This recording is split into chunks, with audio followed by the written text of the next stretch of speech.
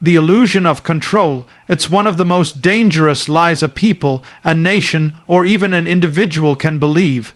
We live our lives thinking the systems will always hold, that the world we've built is secure, that the superpowers will always be powerful, that the peace we know will always remain.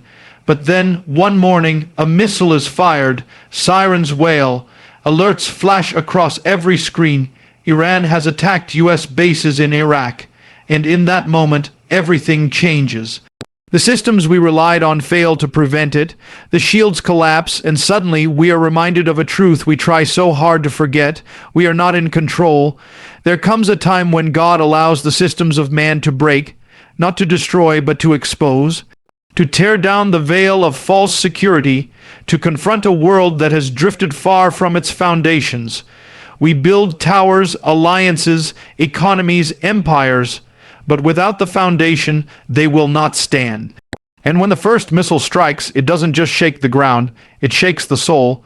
It unmasks the illusion that we are the masters of our fate. This is not just about nations, it's personal, because when the system fails out there, something begins to crumble in here. That tight grip we have on our own lives, our plans, our comfort, it begins to slip. And what follows? Fear, anxiety, panic. The feeling that things are spinning out of control. But here's the mystery: they always were. We just didn't see it. There's a danger in peace. Yes, you heard that right. There's a danger in prosperity. When everything is smooth, we start to believe the illusion. We trust the banks more than the book. We trust the military more than the mighty one. We trust the media, the markets, the governments. And we forget the one who holds the heavens and the earth. And when that happens, we don't just build our cities on sand, we build our lives on it too. So when the alarm goes off and news of war spreads across the land, it's not just a geopolitical conflict, it's a revelation. It's the sounding of the trumpet, not to warn us of our enemies, but to remind us of our dependence. Because no matter how powerful a nation becomes, no matter how secure a person feels, if their trust is in systems that can fail, they are already standing on the edge. The attacks didn't just hit physical targets. They hit the spirit of a people. They exposed our vulnerabilities. They revealed how quickly fear takes over. And why? Because we thought we were in control. We thought the world was predictable, manageable, controllable. But now we see. And the question is, what will we do with what we now see? This moment is not just a moment of military aggression. It's a divine shaking, a holy interruption, because before a heart can be healed, it must first be broken. Before a people can return, they must first realize they have strayed. Before we can overcome the storm inside, we must first realize that the storm outside is not the real threat. It's what the storm reveals. The illusion is that peace will last because it has lasted, that safety will remain because we've had it. But history tells us otherwise, scripture tells us otherwise, and reality now screams the same. If your peace is rooted in a system, any system, it can be taken from you. But if your peace is not of this world, then no attack, no war, no headline, no crisis can take it away. It is in the shaking that we discover the unshakable. It is in the breaking of the system that the eternal is revealed. When the empire fails, when the powers fall, when the headlines scream chaos, the still small voice still speaks, and he says, "Be still and know that I am God." When we let go of the illusion, we begin to see the truth, that we were never meant to control everything. That surrender is not defeat, it's deliverance. That peace doesn't come from systems that stand, but from the one who never falls.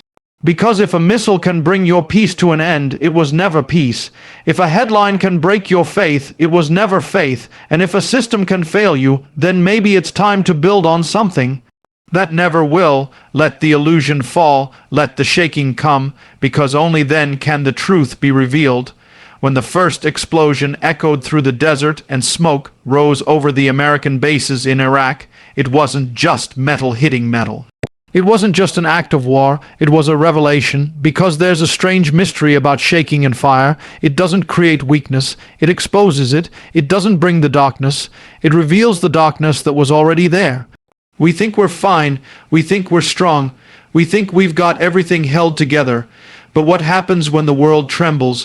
What happens when the sirens blare and the things we trusted begin to fall apart? The fire comes and suddenly we see our confidence was thin, our foundation cracked, our hearts unsettled. You see, war on the outside reveals war on the inside. A missile hits a base in Iraq, but panic hits the hearts of people thousands of miles away. Why? Because the fire isn't just around us, it's in us. The fear that rises, the anger, the confusion, the helplessness, it doesn't come from the event. It was already there. The event just tore the veil. This is the nature of crisis. It doesn't just hit the structures of society, it hits the soul. We blame the world for making us afraid, but fear was hiding in us all along. We blame the enemy for our rage, but the rage was already burning inside.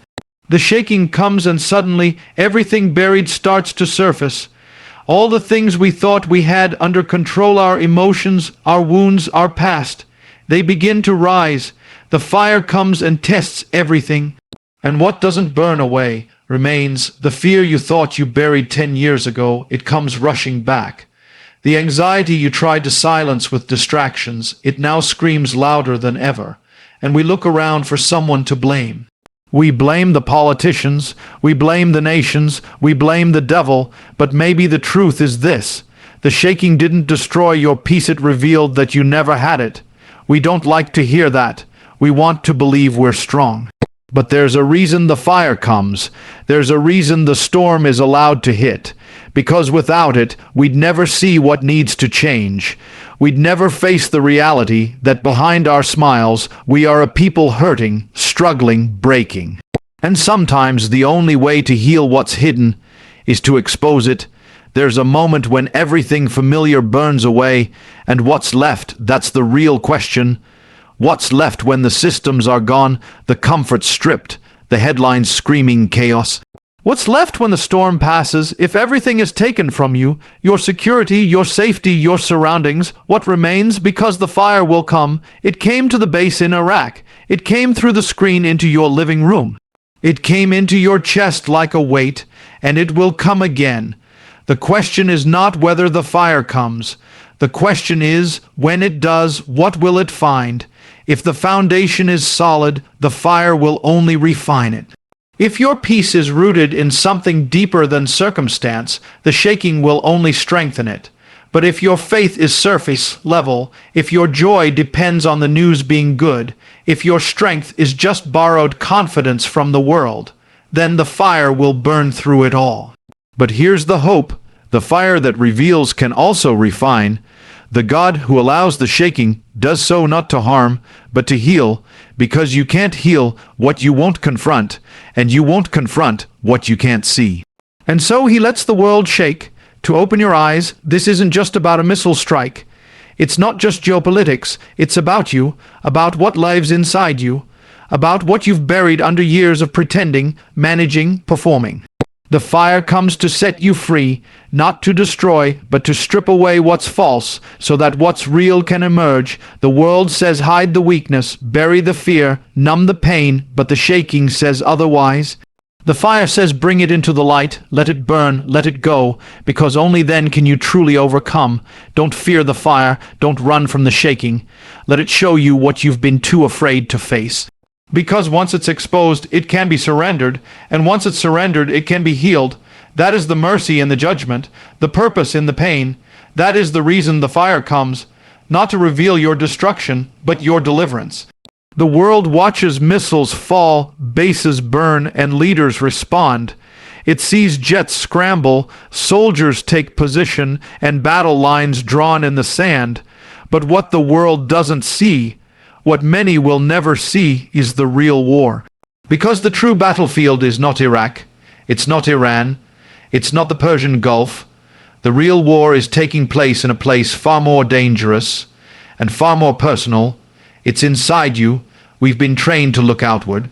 We look to the news, the politicians, the armies, the sanctions, the analysts, but while we fix our eyes on the headlines, a deeper war rages within, a war of fear, a war of bitterness, a war of despair. A war that doesn't show up on any radar, but leaves more casualties than any missile ever could. You can survive a missile attack and still lose your soul. You can walk out of a war zone untouched and yet be crushed by the war that's raging inside you. The war of emotions, the war of the spirit, the war that makes you believe you're defeated even before the enemy ever touched you. It's not the explosion outside that tears people apart. It's the explosion inside. When fear grips the heart, it paralyzes. When bitterness takes root, it poisons everything. When hopelessness whispers in the dark, it drowns out every other voice. And no weapon formed against you out there can do more damage than the ones you've allowed to form within. You see, every war begins with a lie that says you're not safe, a lie that says you're not loved, a lie that says the darkness is stronger than the light. And when those lies take hold, they don't need tanks or bombs. They destroy from the inside out. That's why this battle is not just national, it's not just prophetic, it's deeply personal. You were never meant to live in fear. You were never meant to walk in constant anxiety, to be tormented by voices of dread, to question your worth, your identity, your future. But the enemy knows, if he can win in your mind, he doesn't need to win in your world. If he can conquer your heart, he doesn't need to conquer your house. Because if he takes your peace, your hope, your strength, what are you fighting with? Some of you haven't slept peacefully in months. Some of you wake up feeling like you're already under siege.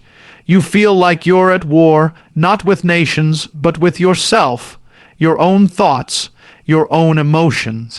And I'm here to tell you, it's not just you. The war you feel is real, but it's not being fought out there. It's being fought right here in the silence between heartbeats, in the space between breaths. The enemy has missiles, yes, but more powerful than that are the thoughts he launches into your mind. The fear that says it's over, the anger that says it's their fault, the shame that says you'll never be whole. And we walk around with smiles on our faces while battles rage behind our eyes. We've learned to function wounded, to survive in pieces, but you weren't created to just survive. You were created to overcome. You don't win this war with weapons made by hands. You win it by truth. You win it by surrender, not to fear, but to the one who holds your future. Because as long as you fight in your own strength, you will lose. But the moment you realize the battle is not yours, that's the moment everything shifts. Peace doesn't come when the war ends. Peace comes when you know who's fighting for you. When you realize that your identity is not in what's happening around you, but in the one who breathed life into you. When you see that the enemy may rage, but he can't touch what's been sealed by heaven.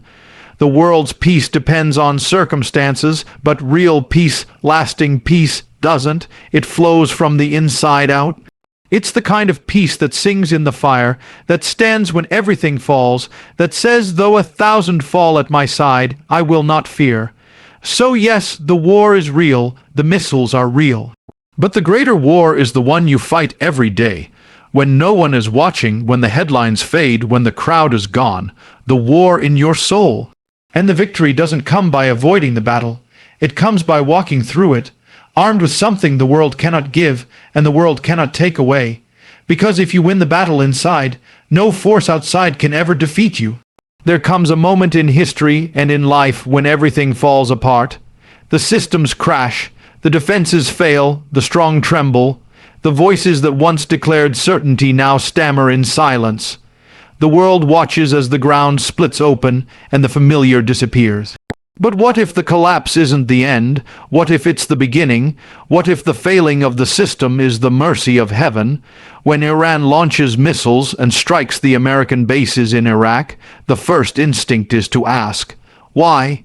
Why was it allowed? Why weren't we protected? Why do the systems we trust collapse right when we need them most? But the better question, the real question, is not why the shaking happens, but what the shaking is revealing. We think of crisis as the enemy, but sometimes the greatest crisis becomes the clearest call.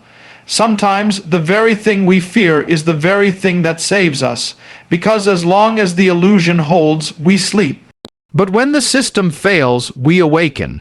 When the noise stops and the structure breaks, there's no more room to pretend, no more distractions, no more delays, just truth. It's when you lose everything that you find what you really had. It's when the walls fall that you see what was hidden behind them. When comfort is stripped away, you discover what you were really standing on, and that is the strange and sacred purpose of collapse. It tears down what could never save you, to reveal what always could. You see, we don't cry out in the calm, we cry out in the storm. We don't turn in the comfort, we turn in the fire. The system wasn't just failing. It had already failed long ago, but we were too numb to see it. It took missiles falling, headlines screaming, markets shaking, and hearts breaking to bring us to the edge where the truth finally breaks through. This isn't just about governments and geopolitics. This is about you. You've had systems of your own, structures you built, ways of surviving, coping mechanisms. Maybe you trusted in your strength, your success, your relationships, your reputation. But then, one by one, the things you leaned on began to fall. The system failed, and in that failure, something deeper was calling to you, not to punish you, but to rescue you.